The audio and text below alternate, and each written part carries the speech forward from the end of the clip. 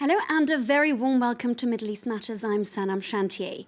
Coming up on this week's show, a war crimes probe into Aleppo. This as an aerial bombardment campaign by Russian and Syrian fighter jets continues on the besieged city. We bring you the latest from the ground. Bloodshed at a funeral in Yemen. The weekend airstrike by the Saudi-led coalition has killed 140 people, escalating a 19-month conflict between the Riyadh-backed government and opposition Houthi rebels. Plus, Iranian rap flourishes here in France. The bad boys of music, formerly known as Zedbazi, continue to dominate the download charts in the Islamic Republic.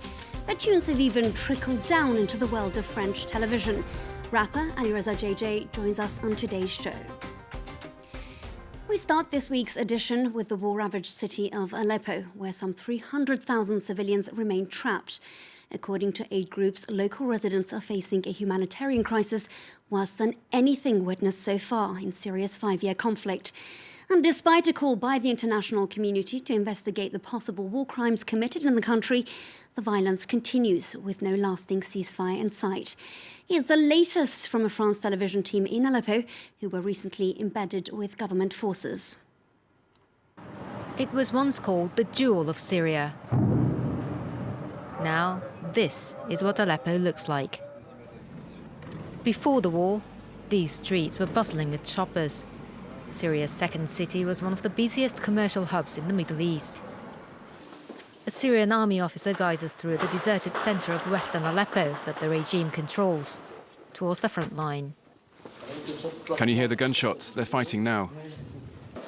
Shots often appear to come from nowhere. Gunmen hide well inside the debris. But gunfire can be heard at almost every street corner. The army takes us to the foot of Aleppo's famous citadel, the medieval fortified palace that's considered one of the world's oldest castles.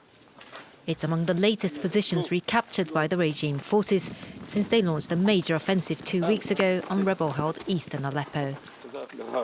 This is a homemade rocket made with a gas cylinder. At the front line, soldiers use mirrors to check rebel positions to avoid being seen. They're only 5 or 6 meters away. They can hear our conversation. Airstrikes have helped us advance towards their positions and cut their supply routes. But now that we're so close, aerial bombardments will be too dangerous for us. With their rifles at the ready, the soldiers go through the maze looking for rebel fighters, house by house.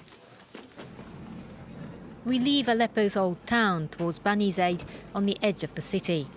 Forces loyal to Bashar al-Assad recaptured the area a few weeks ago, helped by massive airstrikes that killed hundreds of civilians. This is what remains of the town's public hospital. According to the government and its ally Russia, a targeted airstrike on this building was needed because snipers were hiding inside. On the other side of the road, what was once a department store called the Golden City. This was a banquet room used for weddings and graduation parties. There was also a dance floor. No one dares take this lift to go up to the rooftop anymore. There's no view to enjoy anyway. People used to come up here to enjoy a breathtaking panoramic view of the city. This is what you can see now. It's just sad. The massive circular skeleton just in front was a sports centre, where hundreds of children came to play and swim every day. My dream is to rebuild everything that was destroyed and to find a job or go back to school. I want to see something other than war and get back the life we had before. As gunshots continue to ring out and bombs rain on civilians in the east, that dream seems more distant than ever. Next to another conflict in the region, this time in Yemen, where violence was unleashed at a funeral service following a Saudi-led airstrike on Saturday, leaving some 140 mourners dead. That's according to the United Nations. The attack has outraged Yemeni society, potentially pushing them to the arms of the Houthi rebels that oppose a Saudi-backed exiled government. This as thousands have taken to the streets of the capital, Sana'a, to oppose Riyadh's 19-month air campaign. Josh Vardy takes a look at a conflict that has left 10,000 Yemenis dead, and many of those that have survived have been displaced or have faced famine conditions.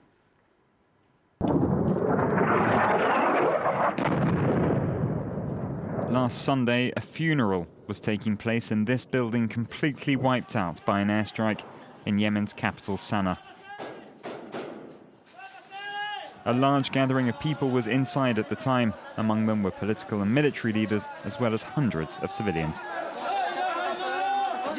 It's a war crime. It was a funeral for one man here in Sana'a, and now it's become a funeral for dozens of Yemenis. Hundreds of people were killed. The Arab coalition, led by Saudi Arabia, first denied its involvement in the raid, despite it being the only country in the region with sufficient air power to carry out such an attack. Airstrikes began in March 2015 with the aim of stopping the advance of Shia Houthi rebels in the country. For 2 years, West Yemen and the capital Sana'a have been in the hands of the Houthis, groups of militia reportedly supported by Iran and also allies of former ruler Ali Abdullah Saleh, who was in power until 2012. The UN has tried repeatedly for a ceasefire. On April the 10th, a truce was finally announced, but talks stalled, then was suspended in August and bombardments continued. Following the bloodbath at the weekend, Saleh called for revenge against the Arab coalition and Saudi Arabia. I call on all members of the armed forces and security forces to head for the conflict zones. I order them to go to the front lines and avenge our dead.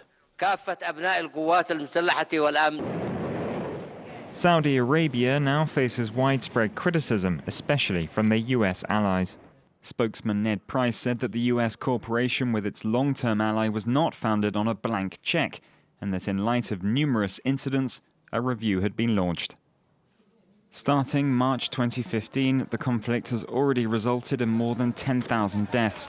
According to the UN, 60% of civilian victims have been killed in coalition strikes.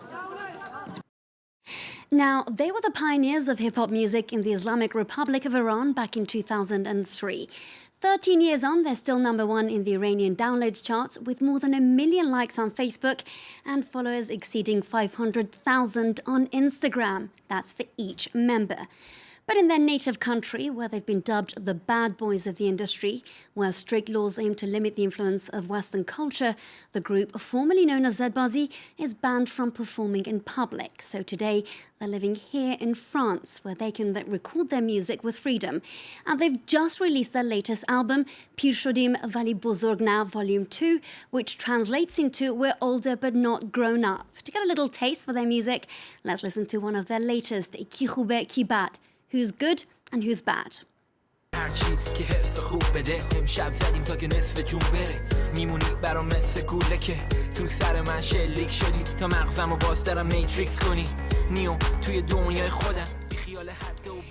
we're joined in the studio by one of the artists behind that clip, Alireza JJ. Alireza, thank you very much for joining us. Now, for those that aren't familiar with your music, can you tell us how you all started out? We started as teenagers just making music for ourselves, and we were bored, so it wasn't a plan to get famous or successful, but it happened. What do you feel that you're inspired to sing about? Is it the usual bling and fast cars and sex? It's pretty much a lot of that, because we were influenced by American hip-hop, but what we try to do is put Iranian culture in there, French culture a lot, because we grew up in France from age of 17 and 18. And so it's a mix. Now, how was all this initially received in Iran, which is a largely conservative society? And although material possessions and bling do exist, it's not really talked about, let alone rapped about. Yeah, that's one of the things personally I like to do, is to put forward something that's never been done before, and it's funny and amusing to get people's reaction when in a society like Iran, when you're not supposed to brag about how much money you have and, all the stuff you do and parties and stuff. And it's, just interesting for me. And as a group, we did that with a lot of humor and irony. So I think a lot of people got it. Now, you've taken the country by storm. We've talked about this. Some groups have even followed in your footsteps. They've actually made a slight transition from Iran's traditionally melancholic music to something slightly more positive and upbeat. What's that like? From the beginning, what we try to do is just be positive, because I think a lot of people were sick of all the depressing music that was, being recorded. Even before the revolution, everything was so downbeat. So we try to give a positive message that the main theme is it's your life, live it how you want it, and, no rules. And you're known as one of the sort of main hip-hop influencers in your country, but you don't actually have permit to perform there. Yeah. How does that make you feel? We knew it's not a surprise because we grew up in Iran, and, I think the limitations actually made us better artists, so and the restrictions made us more creative. So I'm not complaining. Of course, I would like to perform there and sell my albums there, but you take it as it comes. On that note, we have to end this week's edition. Alireza JJ, thank you very much for joining us, and thank you for watching Middle East Matters. We'll leave you with one of Alireza JJ's collaborative songs, Tehran Maserati. فردا رو نمیخوام واسه فردا این همه راه رو نمیان چسبیدیم شب و یه بری هرچی بشه میگم عشقم سلوی نیستیم سیندرلا انقدر میمونیم بیرون تا چین بره لا پوستمون گود بشه همه زیر چشا بگو کی این همه دیده یه جا ها ماها تحریم نیستیم همگی سوخ میدیم نمیدونیم با هم سر چی دوست میشیم دیگه شده مسخره برام اینجا بس کم سوادت تفریح گذشته مصرف